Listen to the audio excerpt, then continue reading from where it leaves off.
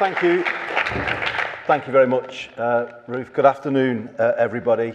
I wanted to be here today to thank the Resolution Foundation for refocusing the British political debate on people who most need politics to work for them, people who face the biggest pressures day to day, the people who were still out at work during the pandemic when many of us were still at home. And the truth is, the focus hasn't been on them for far too long. And that's why I do credit the Resolution Foundation for bringing it. I would say the focus was lost 4 decades ago, when the approach became more individual and market-driven, when Westminster policy tended to be geared towards those who were more affluent and the most aspirational. So let me give you 3 examples of that, and this relates to my 16 years in Parliament and what I experienced. If you take housing policy, it was almost exclusively focused on home ownership. Renting, until recently, didn't get much of a look in.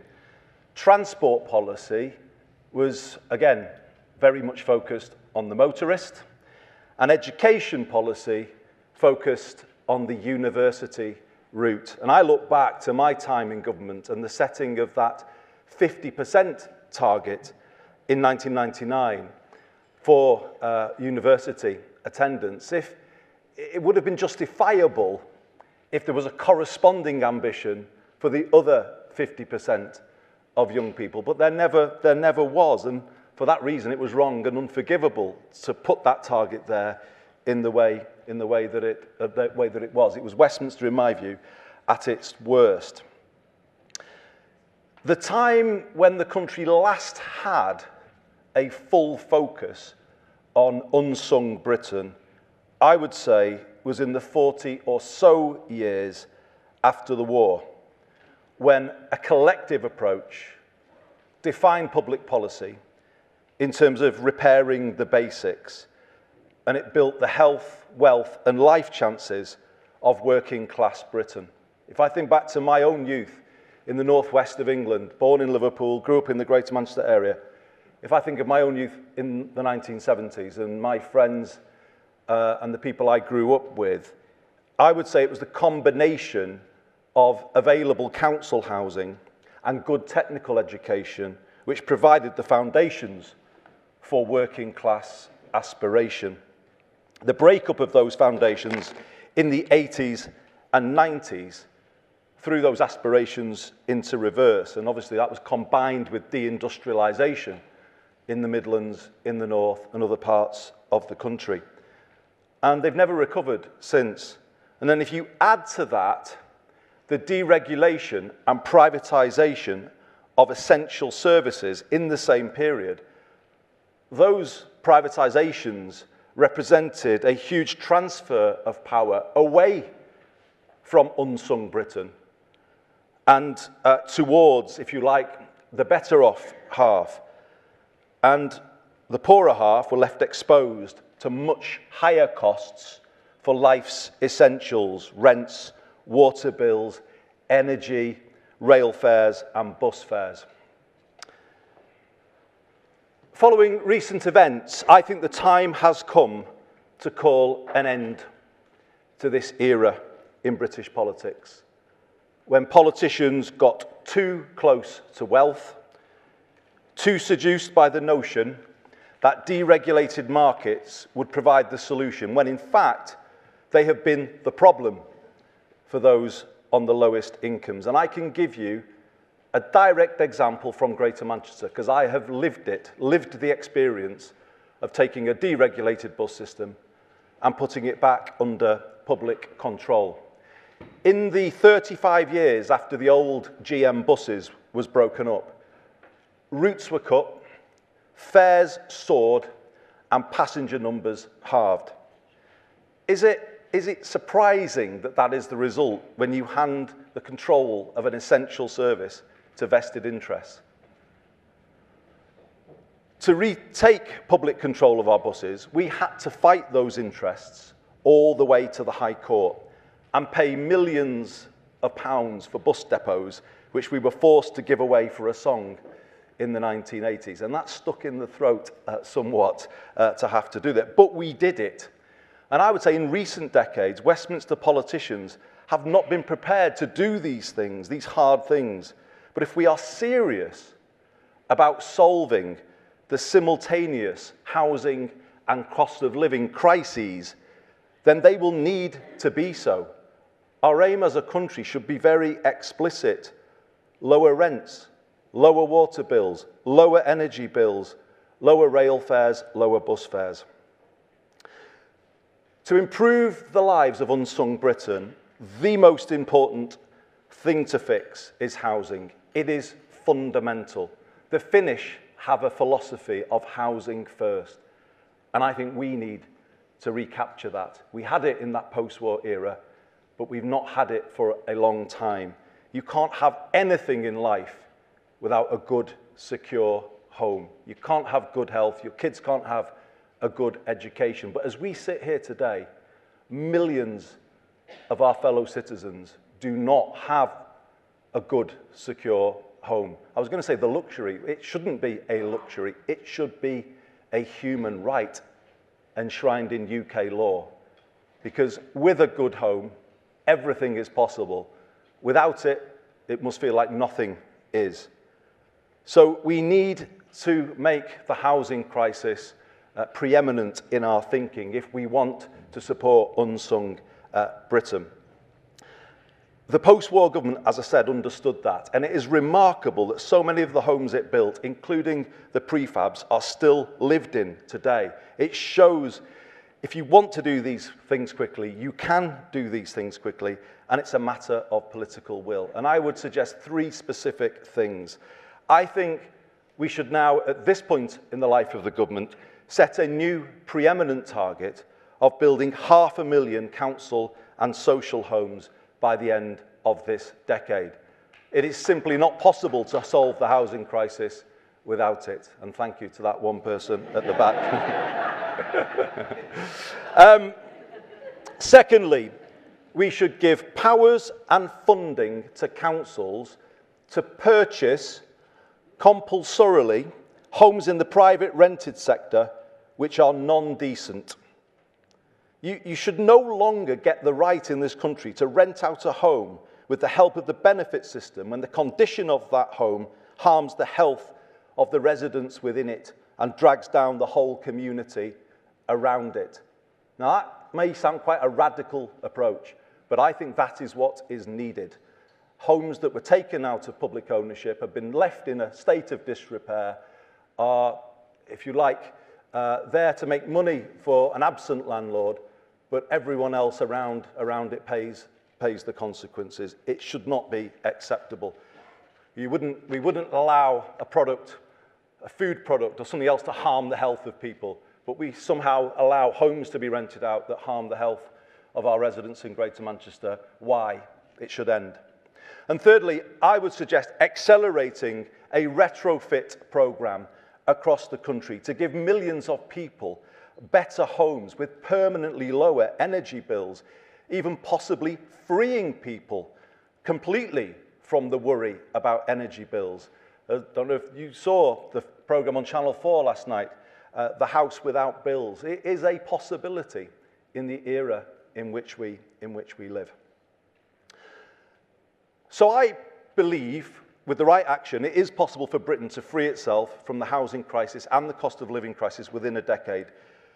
But it will take a new era of more energetic, activist and interventionist government and a new culture in Whitehall and Westminster. To build this new economy, this is a crucial point, I also believe we must first create a new politics. And I say that having spent 16 years in Westminster, but have since had almost a decade now as Mayor of Greater Manchester, where we do live a place-first approach to politics. We take a long-term view of what Greater Manchester needs. We work in partnership across the parties and with our private sector, with our community and voluntary sector. And you can see the results when you implement a new political culture. You see what comes from it. I would say our national political system is too short-term, too focused on point scoring, and concentrates power in too few hands. Its inherent volatility creates uncertainty in markets. If we are to do the heavy lifting of repairing Britain's essentials, we will need to create this new political culture, one that is more collaborative, consensual, and long-term in its thinking. And I believe that requires electoral reform, number one, reform of the whip system to empower elected representatives over the executive, number two, and thirdly, a reform of the upper house that is riddled with conflicts of interest and speaks exactly to the wrong politics that I started with. When this country gave away control of the essentials, it left people, businesses, and the country exposed to higher costs that they and we couldn't control. It's hard to control public spending when you have no choice but to chase rents in the private rented sector through the benefits system. Putting these things right will require public investment to bring down public spending in the long run. The National Housing Federation commissioned research that found from building 90,000 council or social homes, the savings to the country would be £3.3 billion recurrent in universal credit. On that basis, the 500,000 homes that I said before I think we should build would save 18 billion. Within new politics, it should be possible to get a long-term agreement on the investment needed to realise these public spending savings. In a more collaborative political system, the markets would have greater confidence and certainty. And Britain needs to find a way of making these long-term public investments, retaking control of those essentials that are so harmful to unsung Britain in terms of finding the way of paying for those essentials. And it needs to be done in a manageable way with minimum volatility. Hence, the need for root and branch reform in Westminster and Whitehall, and a new political culture and a new political system. To be clear about something, I have never said Britain should ignore the bond markets or even blame them. What I do say is that it is the decisions of politicians from the 1980s onwards that have left us in hock to them with little headroom and room for manoeuvre. It is only politicians who can take us out of that position with better choices. And what I mean by that is the right long-term investments backed by greater stability in a new political system. Far from ignoring the markets, that would make Britain a more investable proposition going forward. So, Ruth, I will close because I'm keen to get into everyone's questions, but I will finish by just saying this. For all of its challenges, I believe this government has in fact drawn a line and taken Britain into this new political era and shown the different thinking required to relieve unsung Britain from the cost pressures it faces. For instance, the decision to renationalise rail is a prime example of that, and I think something the government should talk about more. Having frozen rail fares, we now need to start talking about lowering rail fares. That's the benefit that public control can bring, and I believe it's what we should be working towards together with the government.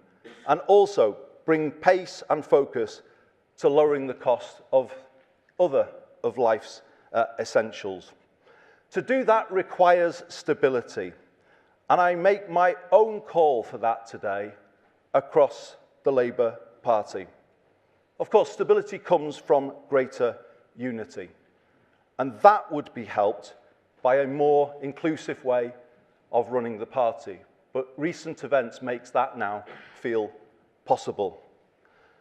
And from greater stability and unity, today our focus should be on the by-election in Manchester, which I am going to say to you all today is winnable.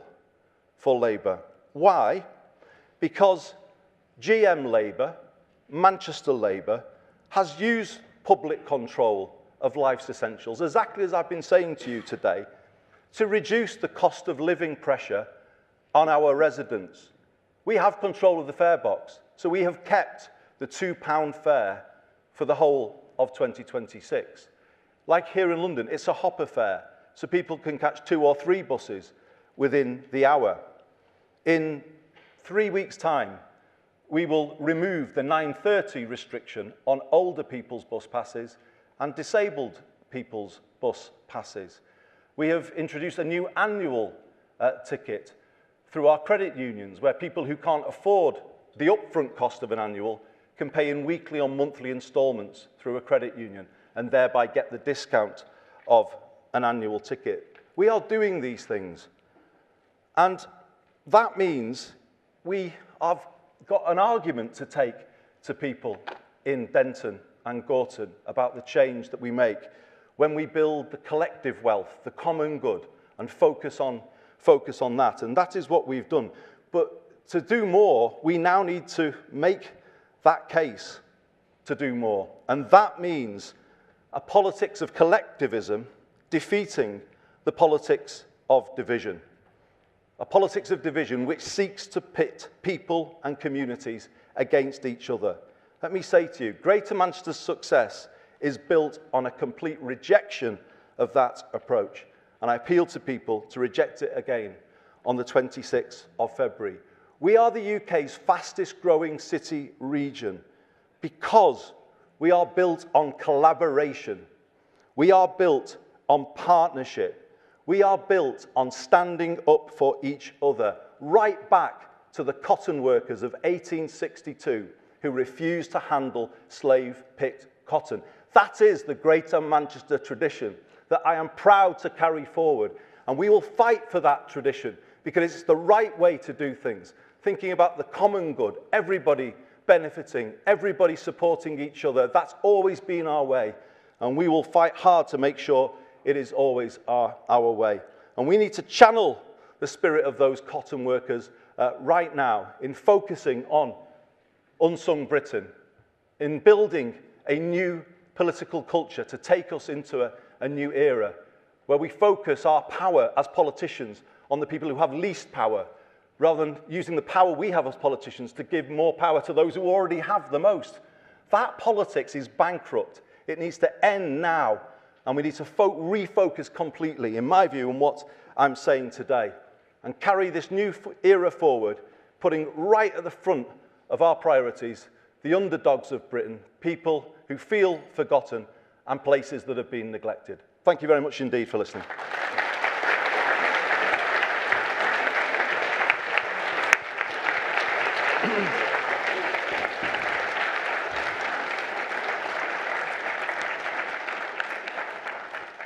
Thank you so much, Andy. I'm sure we've got lots of people who want to ask questions. Let me just ask you one. You've told us something really interesting there, I think, about